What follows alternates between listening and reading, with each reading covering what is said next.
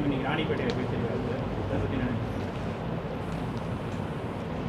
இந்தியாவுடைய குடியரசுத் தலைவராக இருந்த அப்துல் கலாம் அவர்கள் கனவு காணுங்கள், கனவு காணால்தான் நாம் அது நினைத்ததை நிறைவு செய்ய முடியும் என்று ஒரு தத்துவத்தை சொன்னார். எல்லா கல்லூரியிலும் போய் அரசியல்வாதின்னு சொன்னார், பொதுக்கூட்டத்திலையும் பேசினார். அது எல்லாரும் கைத்தட்டணும், எல்லாரும் கைத்தட்டணும்.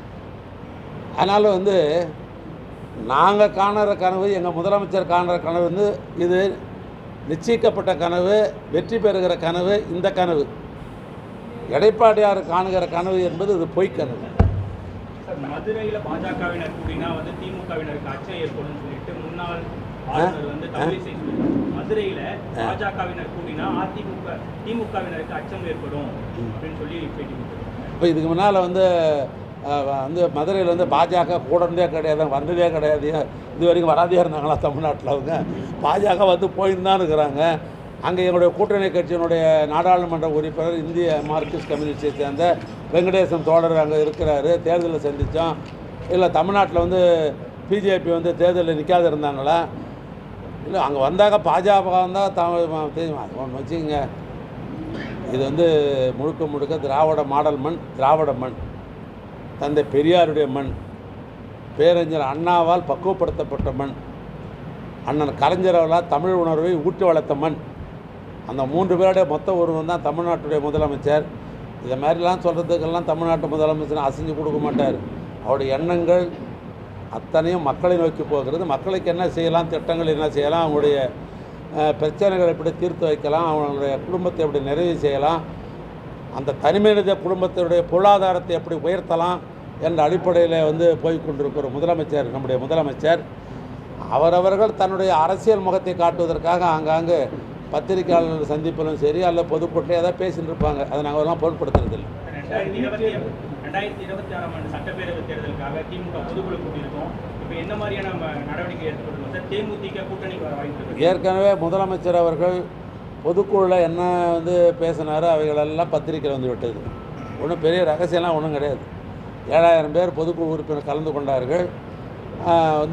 அதனுடைய முத்தாய்ப்பானது ஒன்று என்னென்னா, 2024 தேர்தலில் நாம் ஒருங்கிணைந்து தமிழ்நாட்டை ஒருங்கிணைத்து தேர்தலை சந்திப்போம், 200க்கும் மேற்பட்ட தொகுதிகளை வென்றெடுப்போம், மீண்டும் திராவிட மாடல் ஆட்சி தமிழ்நாட்டில் தொடர்ந்து பயணிப்போம் அப்படின்ற அந்த மைய கருத்து வைத்துத்தான் அவர்கள் பேசினார்கள். ஏன்னா அந்த அடிப்படையில் தான் செய்தி பத்திரிகை வந்தது.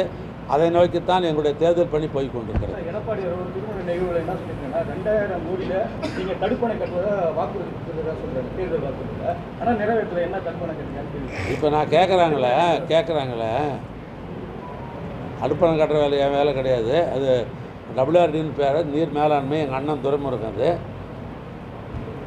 நாங்கள் திட்டமிடுறோம், தடுப்பணையெல்லாம் கட்டணும்னு நாங்கள் திட்டமிடுறோம், எல்லாத்தையும் பணம் ஒதுக்கணும் முயற்சி பண்ணுறோம். பட்ஜெட்டை கூட படிக்கிறோம் சில தடுப்பணைகள்லாம். இப்போ நம்முடைய சட்டமன்ற உறுப்பினர் வசந்தன் கார்த்தி அவர்கள் 3 ஆண்டு காலமாக ஒரு முயற்சி எடுத்து மலர்விட்டின் பாத்தில் தடுப்பணை வேணும்னு சொன்னார்.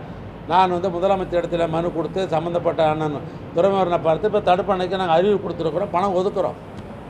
இப்படி பல வகைகள் நாங்கள் செய்யணும் பண்ணுறோம்.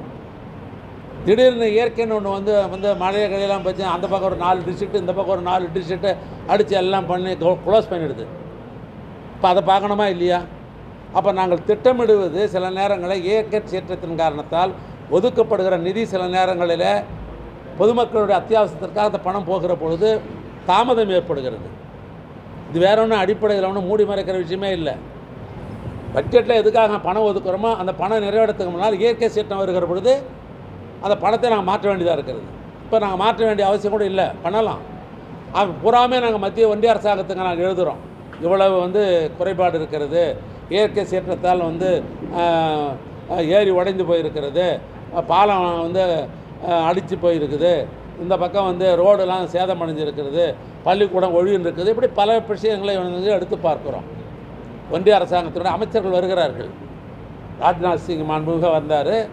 அந்த பகுதியில் சென்னை பகுதி அவங்க வந்தாங்க. இந்த பக்கத்தில் நம்முடைய தமிழ்நாட்டை சேர்ந்த அம்மையார் சகோதரி மாண்புமிகு நிதி அமைச்சர் அவர்கள் கன்னியாகுமரி தூத்துக்குடி பகுதியில் பார்த்தாங்க.